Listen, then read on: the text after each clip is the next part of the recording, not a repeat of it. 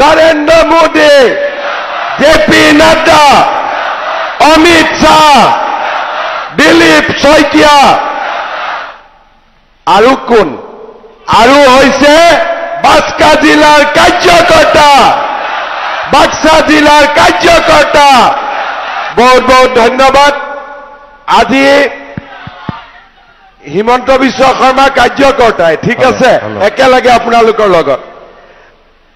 আজিৰ আমাৰ সভাত উপস্থিত ভাৰতীয় জনতা পাৰ্টিৰ সন্মানীয় সভাপতি দিলীপ শইকীয়া ডাঙৰীয়া, সন্মানীয় সাংগঠনিক সম্পাদক ৰবীন্দ্ৰ ৰাজু ডাঙৰীয়া, মন্ত্ৰী ৰঞ্জিত দাস ডাঙৰীয়া, মন্ত্ৰী জয়ন্ত মল্ল বৰুৱা ডাঙৰীয়া, জিলা সভাপতি দীনেশ বসু ডাঙৰীয়া, বিধায়ক ফণীধৰ তালুকদাৰ ডাঙৰীয়া, গৌতম দাস ডাঙৰীয়া, অশোক ভট্টৰাই ডাঙৰীয়া, ডক্টৰ মৃগাংক তালুকদাৰ ডাঙৰীয়া, মহেশ দেউৰী ডাঙৰীয়া, ৰাকেশ দাস ডাঙৰীয়া, পৰিতোষ ৰয়, কল্যাণ গগৈ ডাঙৰীয়াকে আদি কৰি মঞ্চত উপবিষ্ট বিশিষ্ট ব্যক্তিসকল, বাক্সা জিলাৰ আটাইকেইটা পৰিষদীয় সমষ্টিৰ পৰা অহা ভাৰতীয় জনতা পাৰ্টিৰ কাৰ্যকৰ্তাসকল,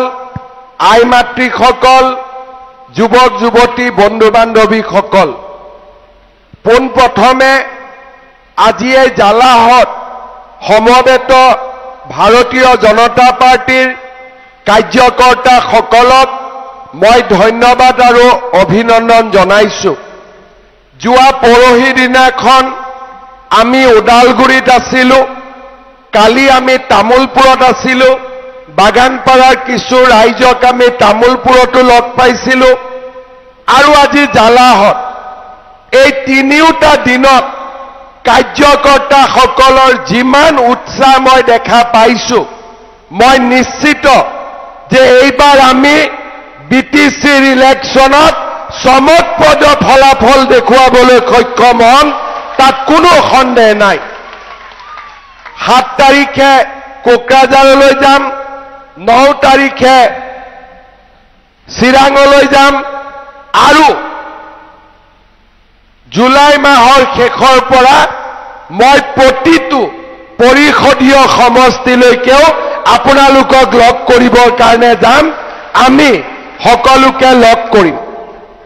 আজি আমাৰ মিটিঙত বুথ সভাপতি কিমান আহিছে? বুথ সভাপতিসকল থিয় হওকচোন।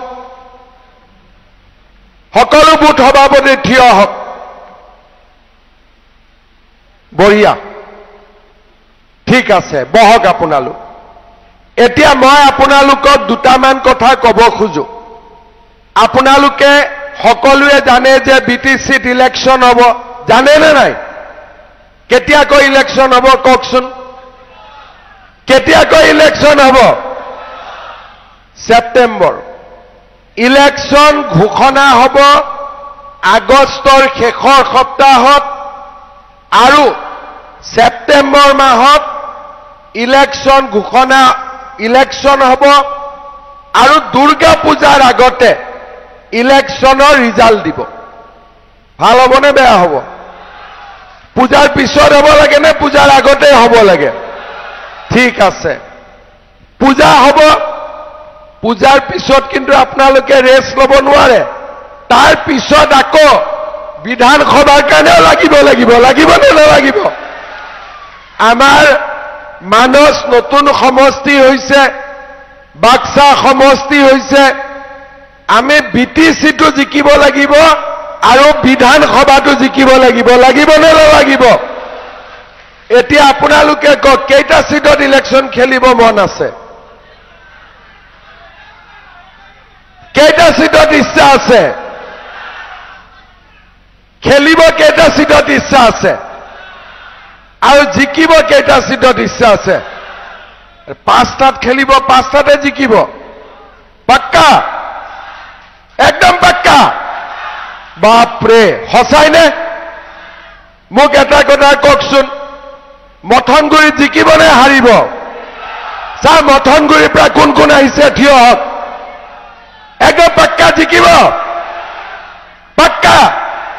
ঠিক ঠিক আছে মঠনগুৰি বহক এতিয়া ককলাবাৰী জিকিব বাপৰে ককলাবাৰী নাম নকওঁতে থিয় হৈছে জিকিব পাক্কা দিহিৰা কি অৱস্থা বাপৰে জিকিব একদম কনফাৰ্ম তাৰপিছত শালবাৰীত কি অৱস্থা বাপৰে দিলীপ পুৰা শালবাৰী আগৰ পৰা বিছলৈ ৰঞ্জিত দাই ধুনীয়াকৈ চবক বহুৱাই দিছে আৰু মছলপুৰ জিকিবনে নিজিকে বাপৰে মছলপুৰ জিকাৰ মুডত আছে চবে জিকিব একদম পাক্কা তেতিয়াহ'লে মই ধৰি ললো যে দিহিৰা আমি জিকিম নে নিজিকিম মই ধৰি ললো ককলাবাৰী জিকিম পাক্কা মই ধৰি ললো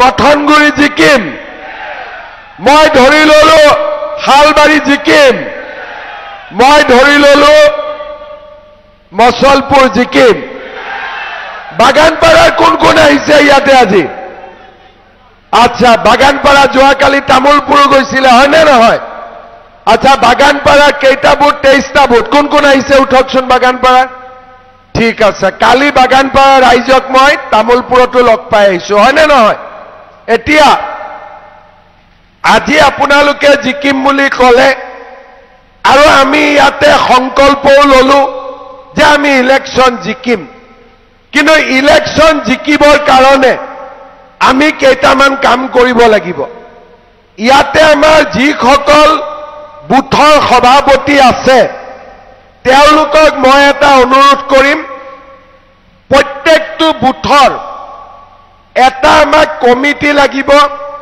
যি কমিটিত 21 জন সদস্য থাকিব ধুনীয়াকৈ 21 জনৰ নাম লিখিব লাগিব 21 জনৰ ফোন নম্বৰ দিব লাগিব পাৰিম নে নোৱাৰিম আৰু মই যেতিয়া দিহিৰাত যাম মুছলপুৰত যাম বা শালবাৰীত যাম মঠনগুৰিত যাম ককলাবাৰীত যাম মিটিঙত প্ৰত্যেক বুথৰ পৰা 21 জনকৈ আহিব লাগিব পাৰিবনে নাই মাতিব পাৰিব আৰু দিলীপ শইকীয়া গলেও আপোনালোকে 21 জন প্ৰত্যেকটো বুথৰ পৰা আহিব লাগিব ঠিক আছে তাৰ পিছত 21 জন হল বুথ কমিটি কিন্তু লগত আমি একোটা যুৱ বাহিনীও গঠন কৰিম 10 জনতকৈ ওপৰত আৰু 25 জনলৈকে আমি যাব পাৰো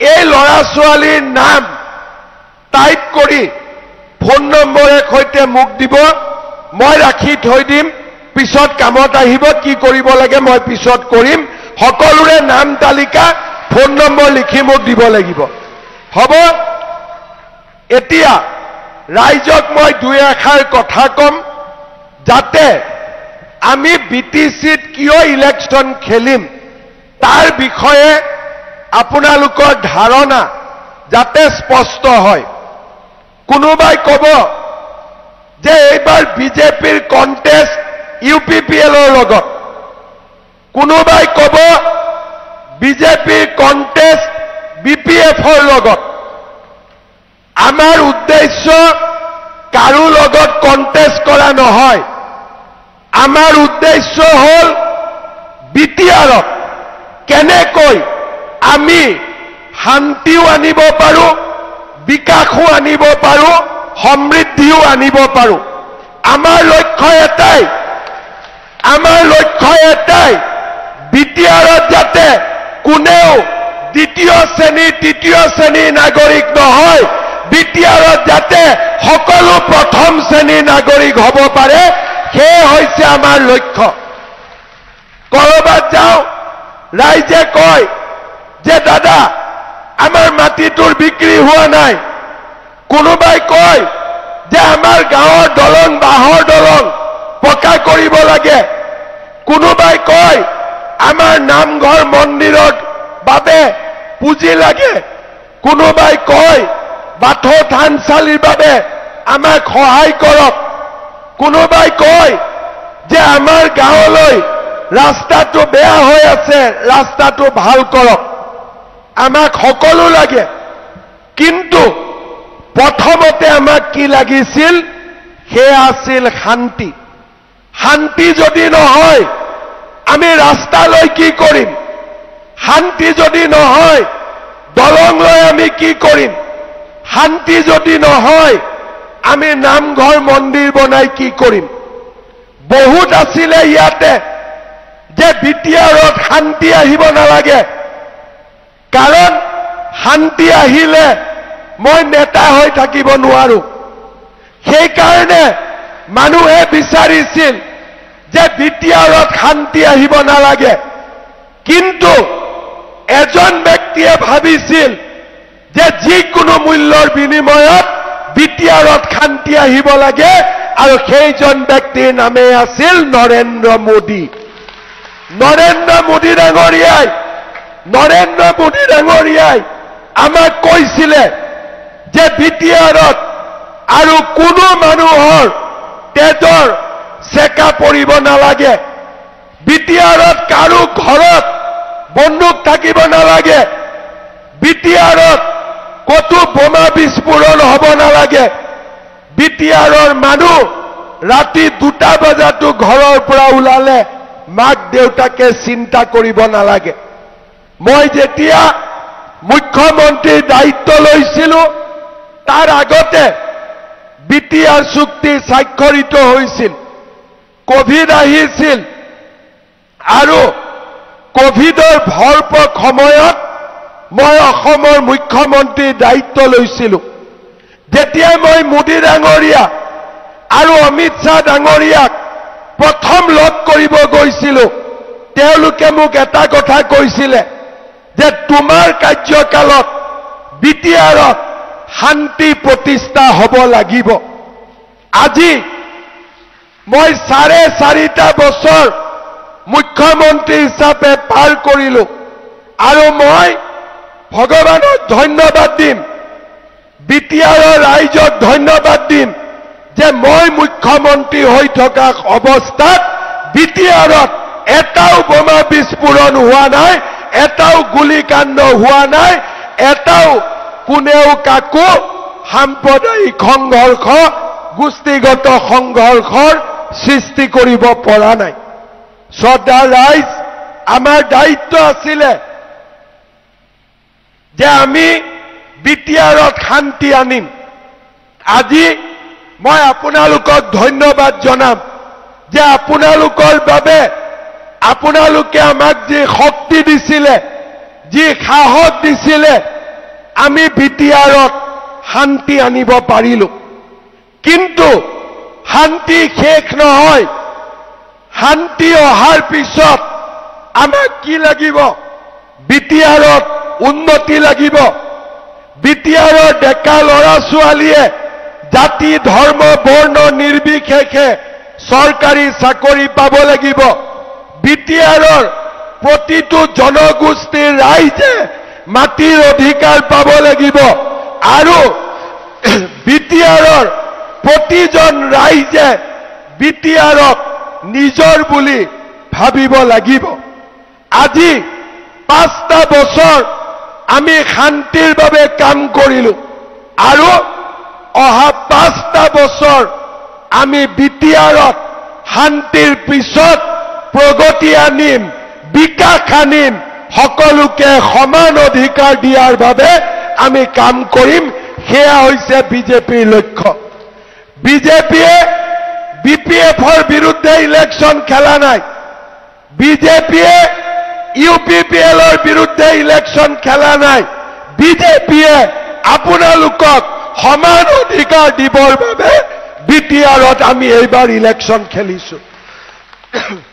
আমাৰ লক্ষ্য হ'ল যাতে প্ৰতিজন ৰাইজে সমান অধিকাৰ পাব পাৰে, সকলোৱে যাতে সমানে বিটিআৰৰ নাগৰিক বুলি নিজকে দাবী কৰিব পাৰে।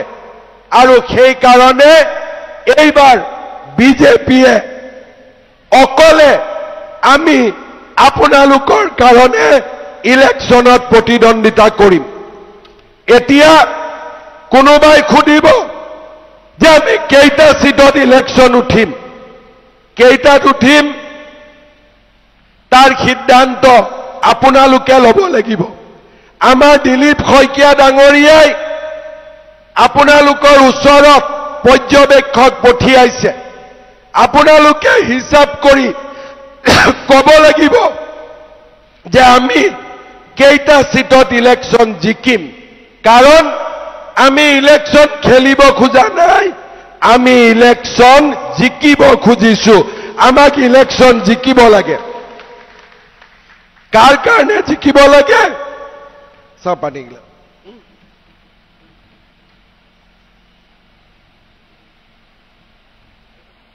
কাৰ কাৰণে জিকিব লাগে? আপোনালোকৰ কাৰণে বিজেপি এইবাৰ ইলেকশন জিকিব লাগিব। বিটিআৰৰ ৰাইজৰ বাবে বিজেপিয়ে ইলেকশন জিকিব লাগিব। কোনোবাই মোক কয় দাদা ইলেকশন খেলিব লাগে। খেলি লাভ নাই যদি আমি নিজিকো। খেলিম য'ত আমি জিকিম। আৰু সেইকাৰণে আপোনালোকে সংগঠন সুদৃঢ় কৰক যাতে আমি প্ৰত্যেকটো সিটতে ইলেকশন খেলিব পাৰো আৰু ইলেকশন জিকিব পাৰো।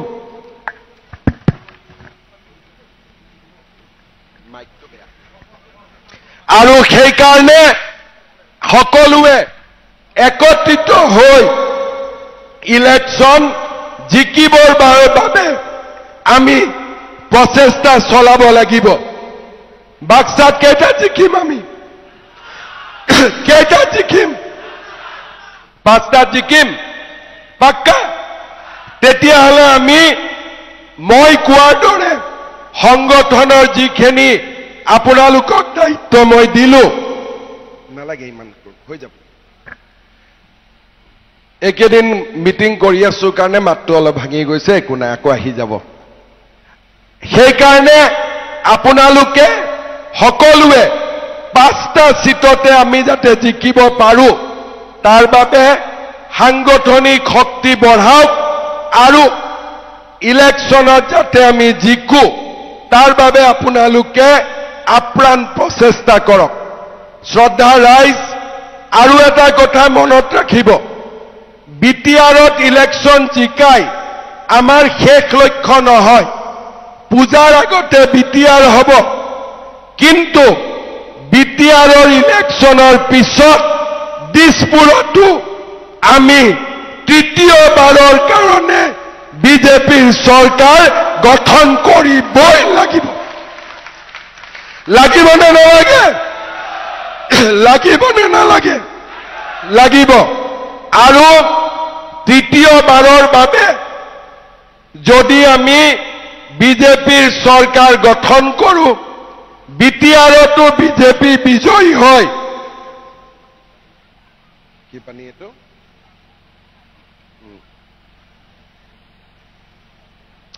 তৃতীয়বাৰো যদি বিজেপি বিজয়ী হয়, মই নিশ্চিত যে বিটিআৰৰ বহুত সমস্যা আমি সমাধান কৰিব পাৰিম। দিল্লীত বিজেপি, দিছপুৰত বিজেপি আৰু কোকৰাঝাৰতো বিজেপি। কেনেকুৱা হ'ব? কেনেকুৱা হ'ব? ভাল হ'বনে নহ'ব? দিল্লীত দিল্লীত কোন?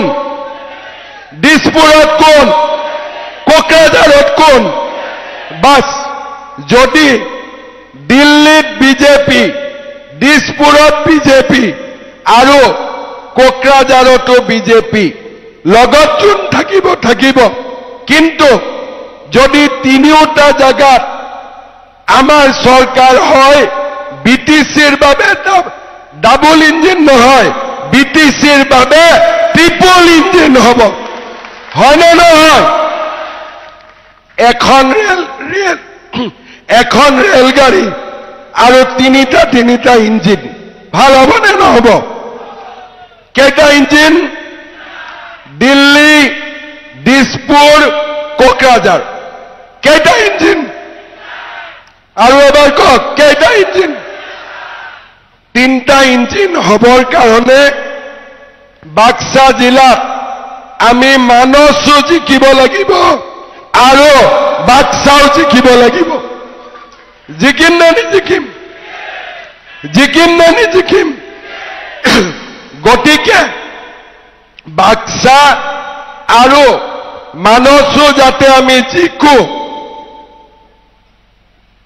তাৰ বাবে সকলোৱে দুৰ্গা পূজাৰ পিছৰ পৰা আমি চিন্তা কৰিব লাগিব দুৰ্গা পূজাৰ আগত বিটিসি দুৰ্গা পূজাৰ পিছত দিছপুৰ হ'ব পাক্কা হ'ব পাক্কা দুৰ্গা পূজাৰ আগত ক'ত দুৰ্গা পূজাৰ আগত ক'ত দুৰ্গা পূজাৰ পিছত ক'ত বঢ়িয়া দুৰ্গা পূজাৰ আগত বিটিসি দুৰ্গা পূজাৰ পিছত দিছপুৰ হ'ব এতিয়া মোক আপোনালোকে কওক টিকেটৰ কাৰণে আমি কাজিয়া কৰিম নেকি কোনোবাই টিকটৰ কাৰণে কাজিয়া কৰিব নেকি ককলাবাৰী কাজিয়া কৰিম নেকি একদম সঁচাকৈ কওক কাজিয়া কৰিম নেকি হালবাৰী কাজিয়া কৰিম নেকি মথনগুৰি কাজিয়া হ'ব নেকি এতিয়া মোক নহয় বুলি কৈছে বাহিৰত আকৌ কৈ আছে কিবা পৰিৱৰ্তন কৰক কাজিয়া হ'ব নেকি পাৰ্টিয়ে যাকে দিয়ে এইটোৱে হ'ব নে নহ'ব বঢ়িয়া মুছলপুৰ টিকেটৰ কাৰণে কাজিয়া হ'ব নেকি পাক্কা বাগানপাৰাটো কালি সুধি লৈছো গতিকে ইয়াত নুসুধো আৰু ঠিক আছে আৰু কাক সুধিব বাকী থাকিলে দিহিৰা দিহিৰা টিকেটৰ কাৰণে কাজিয়া হ'ব নেকি একদম নহয়তো মোক কথা দিছে পাক্কা পুৰা হাত উঠাই কথা দিয়ক যে টিকটৰ কাৰণে কাজিয়া নকৰো এটা হাত চাপৰি বজাই দিয়ক পুৰা টিকেট আপোনালোকে বিচৰা মতে হ'ব কিন্তু যদি 10টাইটো একেজনকে ভাল পাওঁ বুলি নকব কৰবাতটো কম বেছি থাকিবই থাকিব নে নাথাকিব গতিকে কম বেছি থাকিলেও আপোনালোকে নৰেন্দ্ৰ মোদী মুখৰ ফালে চাই আৰু মুখ অলপ মৰম কৰি আপোনালোকে কোনো কাজিয়া কৰিব নোৱাৰিব পদুম ফুলৰ ছবিত ভোট দিব লাগিব দিব নে নিদিব পদুম ফুল লাগে নে নালাগে লাগে নে নালাগে লাগে আজি প্ৰথমবাৰ বিজেপিত পদুম ফুলত আমি সকলো সিটতে ইলেকশন উঠিম 2-4টাত উঠিব নুঠো বেলেগ কথা কিন্তু আমাৰ কোনো এইবাৰ লগত নাথাকে আমি অকলে ইলেকশন খেলিম তাৰ মানে বেলটত পদুম থাকিবই পদুম জিকিব নে হাৰিব পাক্কা পিছত নকব আৰু ছাৰ অমুকক কেণ্ডিডেট দিব লাগিছিল নিদিলে সেইকাৰণে বেয়া হৈ গ'ল কম নেকি তেনেকা নকওঁতো কয় যদি এতিয়াই কৈ দিওঁ বোলে ছাৰ আমাৰ মতে দিলে জিতব নহলে নিজিতিব তেতিয়া বেলেগ কথা কিন্তু যোনে কেণ্ডিডেট নহওক কিয় পদুমক আমি ভোট দিম হবনে নহব ক্লিয়াৰ কৰি কওক দিলীপ শইকীয়াৰ মুখৰ ফালে চাই কওক কাৰণ টিকেট তেওঁহে দিব লাগিব টিকট দিয়া কাম মোৰ নহয় ঠিক আছে আৰু নকব পৰিৱৰ্তন কৰক মুখ কৰক যি হ'ব হ'ব সময় দেখা যাব খালি মিটিঙে নকব হ'ব না ঠিক আছে এতিয়া মই আৰু 3টামান কথা কম আজি আমি এই মিটিঙত অহাৰ আগতে মুছলপুৰত ডিসি অফিসত আমি মিটিং কৰিছিলো কিয় মিটিং কৰিছিলো আমাৰ বাক্সা জিলাত বহুতো দুখীয়া মানুহে অৰুণোদয় আঁচনি পোৱা নাই হয়নে নহয় সেই কাৰণে এইবাৰ আমি হিসাব কৰি চাইছিলো যে বাক্সাত কিমানে অৰুণোদয় পাই আছে আমি হিসাব কৰি দেখিলো যে 40,000 পৰিয়ালে অৰুণোদয় পাই আছে, কিন্তু বহুত দুখীয়া মানুহে অৰুণোদয় পোৱা নাই। আজি মই মুছলপুৰৰ ডিচি অফিচত বহি একেদিনাই অৰুণোদয় 40,000ৰ পৰা 65,000 কৰি থৈ আহিছো, যাতে আৰু 25,000 মানুহক আমি অৰুণোদয় দিব পাৰো। কোনোবা যদি বুথ কমিটিৰ মিটিঙৰ পিছত, গাঁও সভাৰ পিছত কোনোবা যদি দুখীয়া দৰিদ্ৰ মানুহ মিছ হৈ যায়, আপোনালোকে আমাৰ ডিষ্ট্ৰিক্টত বা মণ্ডলত এপ্লিকেশ্যনখিনি দি দিব, হ'বনে? যাতে কোনো দুখীয়া মানুহ বাদ পৰি যাব নোৱাৰে। লাগিলে 2-3,000 মই আৰু দি দিম, হ'ব?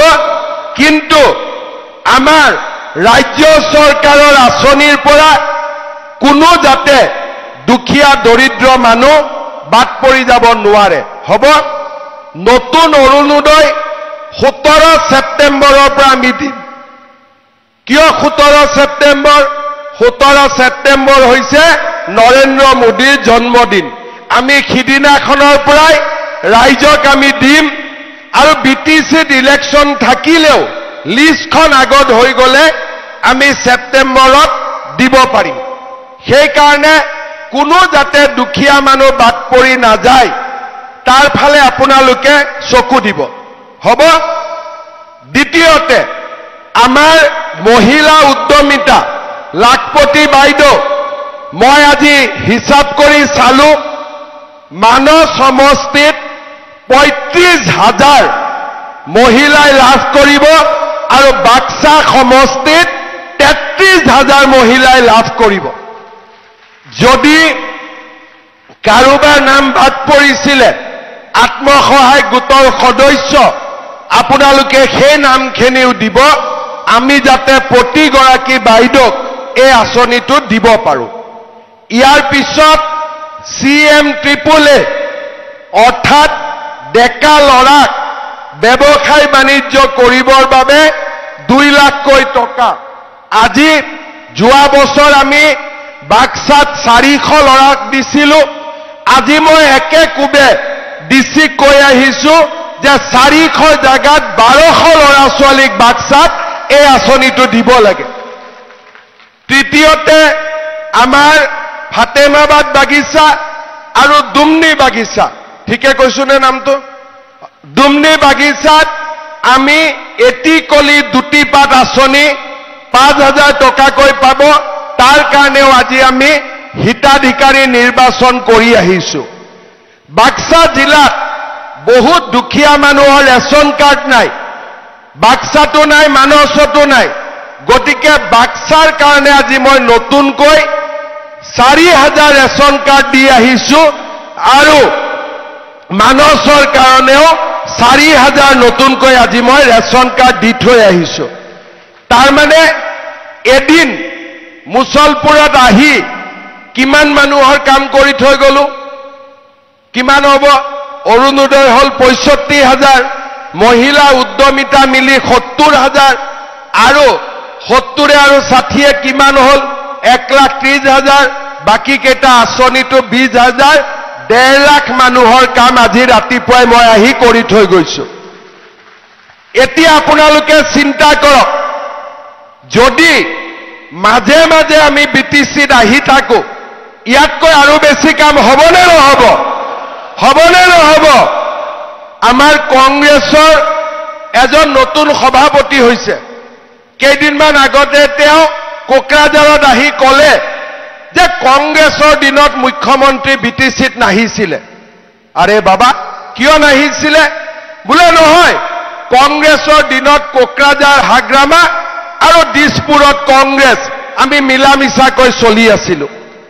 মই আপোনালোকক সুধিছো যে অসমৰ মুখ্যমন্ত্ৰী বাক্সা জিলাৰ মুখ্যমন্ত্ৰী হয় নে নহয়? অসমৰ মুখ্যমন্ত্ৰী কোকৰাঝাৰৰ হয় নে নহয়? অসমৰ মুখ্যমন্ত্ৰী তামুলপুৰ, ওদালগুৰি, বাক্সাৰো হয় নে নহয়? গতিকে মই কিয় নাহিম? মই যদি মুখ্যমন্ত্ৰী হয় আপোনালোকৰ ওচৰত আহিব লাগিব নে নালাগিব? আমি বিচাৰো যে BTRৰ ৰাইজ দিছপুৰলৈকে যাওক, কোনো আপত্তি নাই। কিন্তু মই যেতিয়ালৈকে অসমৰ মুখ্যমন্ত্ৰী থাকিম মই বিটিআৰত আহিয়ে থাকিম মোক কোনেও ৰাখিব নোৱাৰে কাৰণ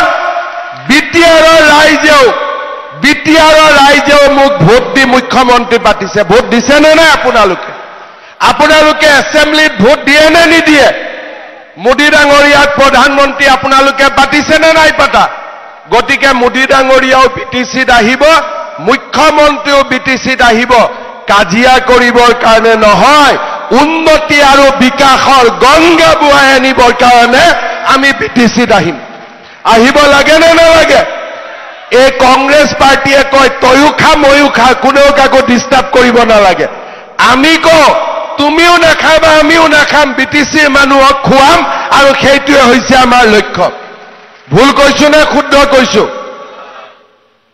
তই খা ময়ো খাওঁ কোনেও কতো দিগদাৰ কৰিব নালাগে সেইটো হল এটা নীতি হল তয়ো নাখাবি ময়ো নাখাবি দুখীয়া দৰিদ্ৰক একেলগে খুৱাম কোনটো ভাল এতিয়া আপোনালোকে কওক কংগ্ৰেছৰটো ভাল নে আমাৰটো ভাল কংগ্ৰেছৰটো ভাল নে আমাৰটো ভাল এতিয়া কংগ্ৰেছে জ্ঞান দিয়ে যে বিটিচিত আমি নাহো মাত্ৰ আমাক তোমালোকে সমৰ্থন কৰিবা আমি কৈছো নহয় মই যদি বিটিচিত নাহো দিহিৰাৰ মানুহে মাটিৰ অধিকাৰ কেনেকৈ পাব হয়নে নহয় মই যদি বিটিচিত নাহো ৰাইজে পাগলা দিয়াৰ ওপৰত দুখন দলং কেনেকৈ পাব পাগলা দিয়াৰ ওপৰত এখন দলঙত 250 কোটি টকা বিটিচি অকলে বনাব পাৰিব নেকি ডাঙৰ অসমমালা ৰাস্তা বিটিচি অকলে বনাব পাৰিব নেকি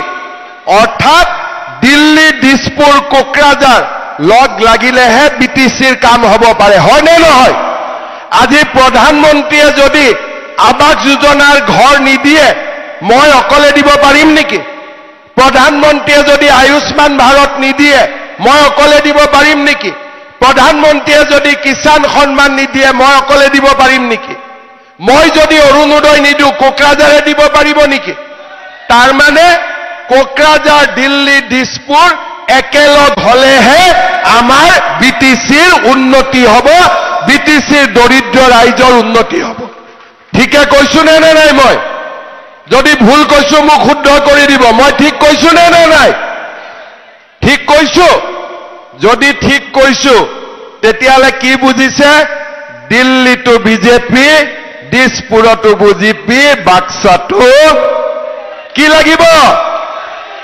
লাগিব পদুম ফুল ফুলিব লাগিব এবাৰ ফুলিব নহয় ঠিক আছে কিন্তু এটা কথা মনত ৰাখিব কোনো হাৰিব নালাগে আমি কাকো হৰুৱাব অহা নাই আমি মাত্ৰ বিটিচিৰ ৰাইজ যাতে জিকে বিটিচিৰ যাতে উন্নতি হয় তাৰ কাৰণেহে আমি আপোনালোকৰ মাজত আহিছো আমাৰ একো উদ্দেশ্য নাই নহলে আমিও ক'ব পাৰিলেহেঁতেন তয়ো খা ময়ো খা কোনো আহিব নালাগে গুৱাহাটীত বহি থাক বিটিআৰত যোনে খাইছে খাই থাকক আৰু আমিও দিল্লীৰ দিছপুৰত খাই থাকো মোদী ডাঙৰীয়াই ক'ব যে তই দিল্লীত থাক মই দিছপুৰত থাকো কোনো কতো আহিব নালাগে কিন্তু বিজেপিত এইবিলাক নহব দিল্লীও দিছপুৰত চাব আমি বেয়া কাম কৰি আছো নেকি ঠিক তেনেকে আমিও ৰাইজৰ লগত থিয় হ'ব লাগিব যে বাক্সা জিলাৰ ৰাইজে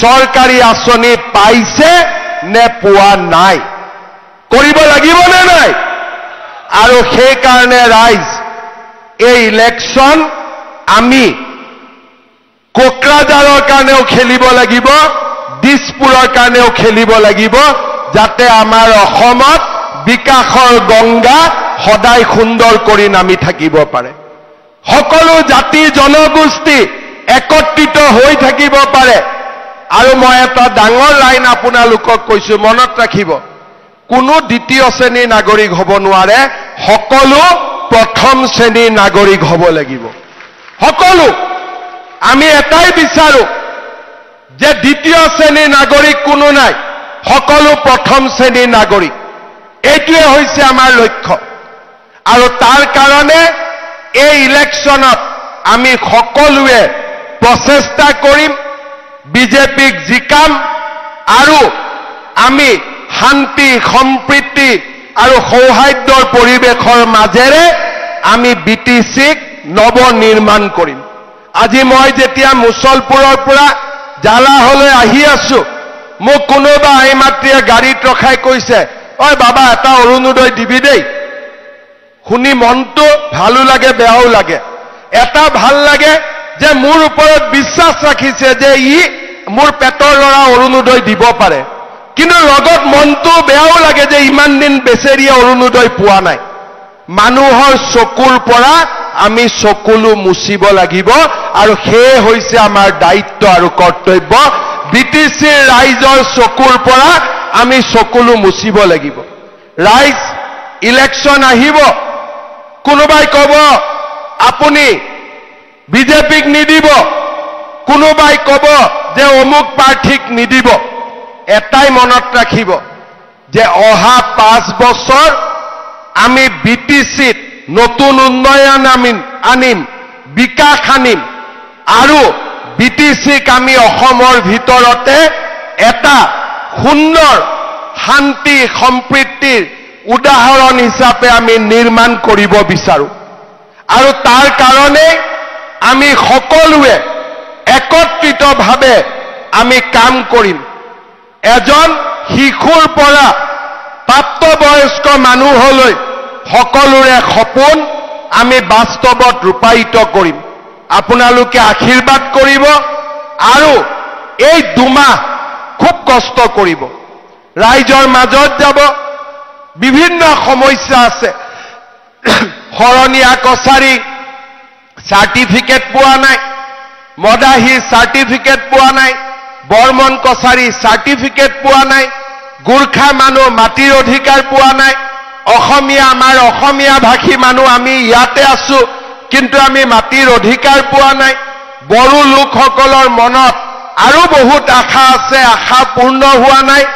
কিন্তু এই নোপোৱাৰ মাজতো এটা কথা মই ক'ব পাৰো যে বিটিচিত আজি শান্তি আহিছে, সকলো মানুহে আজি সপোন দেখিবৰ কাৰণে সাহস কৰিছে। 2006-07 চনত যেতিয়া মই বিটিচিত আহো, বোমা বিস্ফোৰণ হয়, খবৰ ল'ব আহো, মানুহৰ মুখবিলাক সৰু হৈ থাকে, কোনেও কথা ক'ব সাহস নকৰে।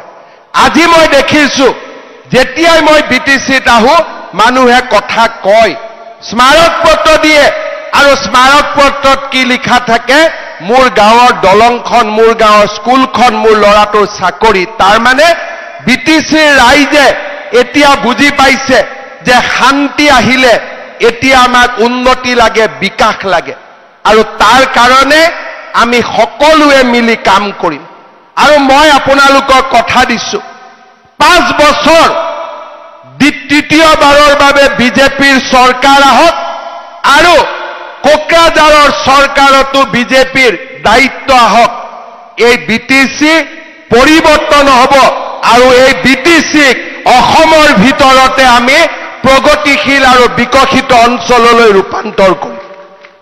শ্ৰদ্ধা ৰাইজ, যোৱা 3 দিন ওদালগুৰি, তামুলপুৰ, বাক্সাত মই যি ধৰণে ৰাইজৰ বিজেপিৰ প্ৰতি সমৰ্থন দেখিলো, অলপ আগতে গাড়ীত আহোঁতে মোক মানুহে ৰখাওঁতে এজন বয়সস্থ মানুহে কৈছে যে বাবা এইবাৰ ৰাইজে মন বান্ধিছে বিজেপি। তাৰমানে ইতিমধ্যে ৰাইজে সিদ্ধান্ত লৈছে যে এইবাৰ বিজেপিক ভোট আমি দিম। আৰু মই আজি 3টা দিনত স্পষ্টভাৱে দেখিছো যে ৰাইজ বিজেপিৰ লগত আছেনে নাই ৰাইজ বিজেপিৰ লগত। এতিয়া কৰ্মীসকলৰ দায়িত্ব ৰাইজক জনোৱা যে ৰাইজ আপোনালোকে পদুম বিচাৰিছিলে, পদুম আহিলে, এতিয়া পদুমক জিকাব লাগিব। আৰু এবাৰ যদি পদুমক আমি জিকুৱাব নোৱাৰো, তেতিয়াহ'লে আমি আৰু 5টা বছৰ পিছুৱাই যাব লাগিব। যোৱাবাৰ মই দেখিছিলো যে বাক্সা জিলাত আমি অকল মথনগুৰি জিকিছিলো, দিহিৰা আমি কম ভোটত হাৰিলো, ককলাবাৰীত আমি ইলেকশ্যন খেলা নাছিলো, মুছলপুৰত আমি খেলা নাছিলো। কিন্তু আজি আপোনালোকৰ যি উৎসাহ, মই এটাই কথা বুজি পাইছো যে য'ত আমি এটা সিট জিকিছিলো, এইবাৰ আমি গোটেই কেইটা সিট জিকিব পাৰো তাৰ আজি আপোনালোকে সংকল্প লৈছে শ্ৰদ্ধাৰ ৰাইজ ক'ত উঠিম ক'ত নুঠিম সভাপতি মহোদয়ে সিদ্ধান্ত ল'ব কিন্তু নিশ্চিত যে বিজেপি য'ত উঠিব তাত উঠিবৰ কাৰণে নুঠে জিকিবৰ কাৰণে উঠিব জিকিবৰ কাৰণে আমি উঠিম আৰু আমি বিটিচিৰ ৰাইজক নিৰাপত্তা বিটিচিৰ ৰাইজক শান্তি প্ৰগতি সুৰক্ষা আৰু সম অধিকাৰ দিবৰ বাবে আমি নিৰ্বাচন খেলিম শ্ৰদ্ধাৰ ৰাইজ আপোনালোকক পুনৰ এবাৰ মই মোৰ বিনম্ৰ ভাৱে মই অনুৰোধ কৰিম যাতে সভাপতি মহোদয়ে কোৱাৰ দৰে এই দুমাহ যাতে আপোনালোকে টোপনি নামাৰে ৰাতি টোপনি মাৰিব লাগিব সেইটো হল বায়োলজিক্যাল স্লিপ কিন্তু মনটো টোপনিটো জীয়াই ৰাখিব লাগিব টোপনিটো পদুম দেখা পাব লাগিব যে পদুমতে ভোট পৰিব লাগিব টোপনিটো মানুহে দিনত নিজে দেখা পাব আৰু টোপনিটো পদুম দেখা পাব লাগিব এইকেইদিন সপোনত বাৰে বাৰে পদুমে আহি থাকিব লাগিব একফালে মোদী একফালে পদুম হয় মোদী আহিব লাগিব সপোনত নহলে পদুম আহিব লাগিব তাৰ মানে দিনত আমি যেতিয়া বিজেপিৰ কাৰণে কাম কৰিম ৰাতি সপোনত নিজে নিজে পদুম আৰু মোদী আহি থাকিব দিনত ভাবি থকা কথাটো সপোনতো আহে নে নাহে সেই কাৰণে দিনে নিখাই আমি কাম কৰিম আৰু আজি আমি যেটো ভেটি নিৰ্মাণ কৰিছো মই বাক্সা জিলাৰ সভাপতি আমাৰ সকলোকে ধন্যবাদ জনাম যে সুন্দৰ ভেটি এটা নিৰ্মাণ হৈছে এতিয়া মাত্ৰ আমি মানুহৰ মন জয় কৰিব লাগিব মানুহক গৈ বুজাব লাগিব যে মোদী অহাৰ পৰা বিটিচিত শান্তি হল এবাৰ যদি বিটিচিত মোদীয়ে ভাল ৰিজাল্ট কৰিব পাৰে বিটিচিত উন্নতিও হ'ব প্ৰগতিও হ'ব আমাৰ দুখবিলাক নোহোৱা হ'ব হ'বনে নাই সকলোৱে কষ্ট কৰিব নহয় ঠিক আছে এটা মোৰে মাতটো চক ফাটি গৈছিলে কষ্ট কৰি থকাৰ কাৰণে আকৌ ভাল হৈ গ'ল নে নাই ভাল হয় নিজে নিজে কিয় যে মই ভাষণ দি থাকোতে অলপ দেৰি ৰেষ্টটো ল'ব পাৰিলোহেঁতেন তেতিয়া আকৌ মাতটো ঠিক হৈ গ'লহেঁতেন কিন্তু বিজেপিৰ কৰ্মীৰ ৰেষ্ট লোৱা অধিকাৰে নাই বিজেপিৰ কাৰো ৰেষ্ট লোৱাৰ অধিকাৰ নাই বিজেপিয়ে এটা নিৰ্দিষ্ট লক্ষ্যত আগবাঢ়ি থাকিব জিৰণি ল'বৰ কাৰণে বিজেপি নহয় বিজেপি মানে চৰৈবতী আগলৈ আমি গৈ থাকিম যেতিয়ালৈকে আমাৰ ৰাষ্ট্ৰ সুৰক্ষিত হ'ব নোৱাৰে ৰাষ্ট্ৰ পৰম বৈভৱৰ স্থানত আহিব নোৱাৰে আৰু তাৰ কাৰণে আমি সমৰ্পিত বিজেপিৰ কাৰ্যকৰ্তা একেলগে মিলি আমি কাম কৰিম আমি আমাৰ লক্ষ্যত উপনীত হ'ম পুনৰ এবাৰ মই ৰঞ্জিত দাস ডাঙৰীয়াকো ধন্যবাদ জনাইছো যে আজিৰ সভাখন ইমান ধুনীয়াকৈ কৰাৰ বাবে আৰু সভাপতি মহোদয়কো ধন্যবাদ জনাম প্ৰথমবাৰ মই বিজেপিৰ এখন সভা দেখিছো য'ত একদম ডিসিপ্লিন কৰি সমষ্টি ওয়াইজ সকলো বহি আছে প্ৰথমবাৰ একদম ধুনীয়াকৈ এটা মোৰে মুখস্থ হৈ গ'ল তাতে খালবাৰী আছে হয়নে ঠিক কৈছো নে ইয়াতে মথনগুৰি আছে ঠিকে কৈছো নে ঠিকে কৈছো ইমান ধুনীয়াকৈ আপোনালোকে কৈ ইয়াত ককলাবাৰী আছে ঠিকে কৈছো নে তাৰ পিছত ইয়াতে মুছলপুৰ আছে ঠিকে কৈছো নে ইয়াতে দিহিৰা আছে ঠিকে কৈছো নে ইমান ধুনীয়াকৈ যদি আমি আজি ইয়াত মিটিং কৰিব পাৰিছো আমি ইয়াত ইলেকশন জিকিবও পাৰিম খাটাং পাৰিম নে নোৱাৰিম একদম এনেকুৱা এটা হাত চাপৰি বজাওক যে সকলোৱে গম পাব যে আমি জিকিমেই আৰু একদম সকলোৱে হোমষ্টে হাত চাপৰি সকলোৱে হাত চাপৰি আমি ইলেকশন জিকিমেই মোৰ লগত ক'ব ভাৰত মাতা কি মোৰ লগত ক'ব ভাৰত মাতা কি নৰেন্দ্ৰ মোদী জেপি নাড্ডা অমিত শাহ দিলীপ শইকীয়া বাক্সা জিলাৰ কাৰ্যকৰ্তা ভাৰত মাতা কি বন্দে বহুত বহুত ধন্যবাদ আৰু নেক্সট জুলাই মাহৰ শেষত মই হালবাৰী দিহিৰা মথনগুৰি ককলাবাৰী আৰু আমাৰ মুছলপুৰ আৰু বাগানপাৰা সকলোতে যাম আপোনালোকক আকৌ লগ পাম ঠিক আছে আৰু মাজে মাজে আহি থাকিম হ'ব ভাত পানী খাই গৈ থাকিম আজিও খাই গৈছো মুছলপুৰত আকৌ আগতে খাই গৈ থাকিম ঠিক আছে বহুত বহুত ধন্যবাদ হিমন্ত বিশ্ব শৰ্মা জিন্দাবাদ